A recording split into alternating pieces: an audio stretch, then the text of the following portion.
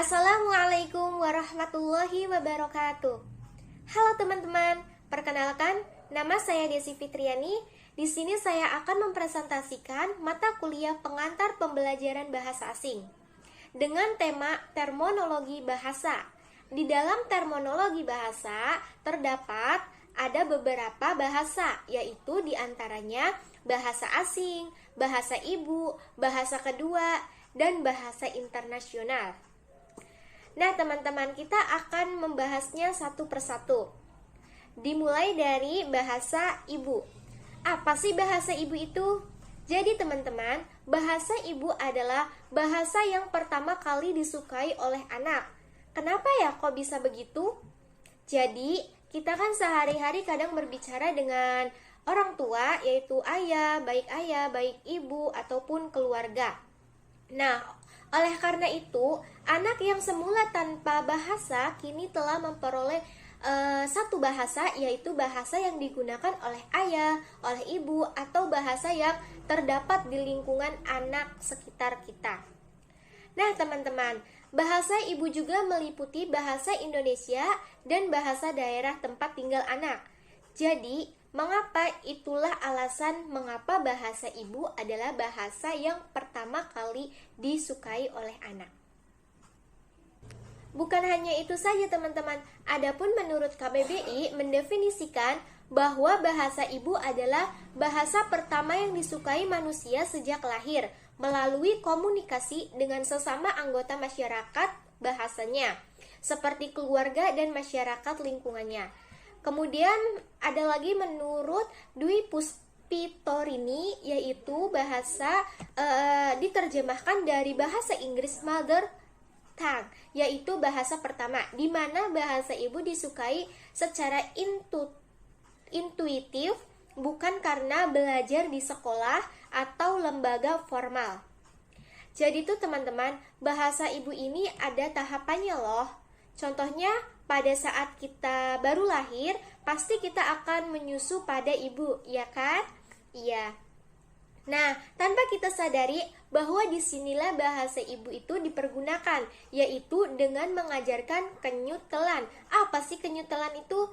Pada saat menyusui dengan ibunya, untuk mengenyut, bayi yang baru lahir harus mampu menutup rongga nasal dengan menaikkan velum. Setelah rongga nasal tertutup, si bayi dapat membuat ruang kosong di rongga mulut dengan menurunkan rahang bawahnya. Bunyi yang paling umum yang dapat dibuat oleh bayi ialah tangisan. Yang kedua yaitu dengan tahap berdekut. Apa sih berdekut itu? Jadi teman-teman, usia bayi 2 bulan ditandai dengan kemampuan memproduksi bunyi dengan ciri-ciri tertawa yang diistilahkan yaitu berdekut. Selanjutnya itu dengan meraban. Nah, meraban ini pada usia bayi 4-6 bulan. Jadi si anak itu mulai mencoba mengeluarkan macam-macam bunyi seperti bunyi A, I, U, dan lain-lain. Selanjutnya itu tahap vokabel, yaitu menjelang usia 11 bulan, di mana kemampuan membunyinya mulai berkembang, yang tadinya cuma meraban yaitu A, I, U, E, O dengan rentatan bunyi yang mirip bicara orang dewasa. Namun ketika usia 1 tahun, anak mulai menghasilkan apa yang disebut vokabel yang hampir menyerupai kata. Kata pertama yaitu mengaitkan kata dengan benda. Nah, maksudnya itu misalkan sedang memegang sendok makan, yang diucapkan hanya dok gitu, teman-teman. Kemudian ada kalimat satu kata. Nah, maksudnya itu yaitu sering anak membuat kalimat yang ada maknanya dengan sebuah kata. Misalnya yaitu artinya itu mama, atau ya yaitu artinya ayah, dan lain-lain. Jadi, walau terdiri atas satu kata, tetapi konteks akan memberi makna. Selanjutnya kalimat 2 kata, yaitu biasanya bayi usia 18 bulan ini anak mulai menggabungkan kata. Nah, dalam menggabungkan kata, anak mengikuti urutan kata yang terdapat pada bahasa orang dewasa. Misalnya ma, tang, itu kan biasanya tuh orang dewasa kan biasanya bilangnya mama datang, tapi kan dengan kondisi anak yang belum sempurna mengucapkannya, jadi anak hanya bisa mengambil kata-kata tertentu saja, yaitu dengan mengucapkan ma terus disambung dengan tang, maksudnya itu mama datang, kayak gitu teman-teman. Baik teman-teman, kita akan lanjut pada tahap pemerolehan bahasa ibu. Yang pertama, strategi meniru, di mana strategi ini mengajarkan anak untuk memegang pedoman tirulah apa yang dikatakan orang lain. Contohnya itu yang tadi yang sudah saya sebutkan, ma kayak gitu. Maka anak mengikutinya dengan ma gitu. Yang kedua yaitu strategi produktivitas. Anak dapat bercerita atau mengatakan sebanyak mungkin hal. Contohnya yang sudah saya sebutkan tadi juga, ayah, ma, memegang, dan lain-lain. Yang ketiga itu strategi yang berkaitan dengan hubungan umpan balik antara produksi, ujar, dan responsi. Misalnya maksudnya itu ketika kita mencontohkan yang baik kepada anak, mungkin saja anak akan merespon kita juga dengan baik. Yang terakhir, strategi prinsip operasi. Dalam strategi yang terakhir ini, anak dikenalkan dengan pedoman gunakan beberapa prinsip operasi umum untuk memikirkan serta menetapkan bahasa. Selanjutnya teman-teman, kita masuk pada peran bahasa ibu. Nah, yang pertama itu bahasa sebagai sarana untuk berpikir. Maksudnya di sini, misalkan anak bayi bila ingin sesuatu, ia biasanya dengan menangis. Dengan bunyi tangisan ini, anak berpikir supaya ada orang yang mendekatinya.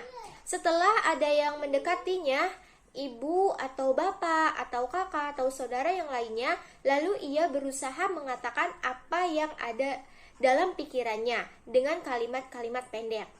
Yang kedua yaitu bahasa sebagai sarana untuk mendengarkan. Maksudnya itu, pada awal kelahiran di dunia, anak tidak mengenal bahasa. Nah, dalam lingkungan keluarganya, setiap hari anak mendengarkan bunyi bahasa ibu dan bapaknya. Maka dari itu, secara perlahan, bunyi-bunyi yang didengarkan anak itu akan mampu dipahami maksudnya. Oleh karena itu, dengan bahasa, ia mampu mendengar dan mampu memahami maksud bahasa yang didengarkannya. Yang ketiga, teman-teman, bahasa itu sebagai sarana untuk melakukan kegiatan berbicara. Setelah anak dapat mampu mendengarkan bunyi bahasa, kemudian ia berusaha untuk berlatih berbicara sesuai dengan bunyi bahasa yang biasa ia dengarkan. Jadi anak bisa berbicara dengan bahasa yang ia kenakan sehari-hari di lingkungan rumahnya.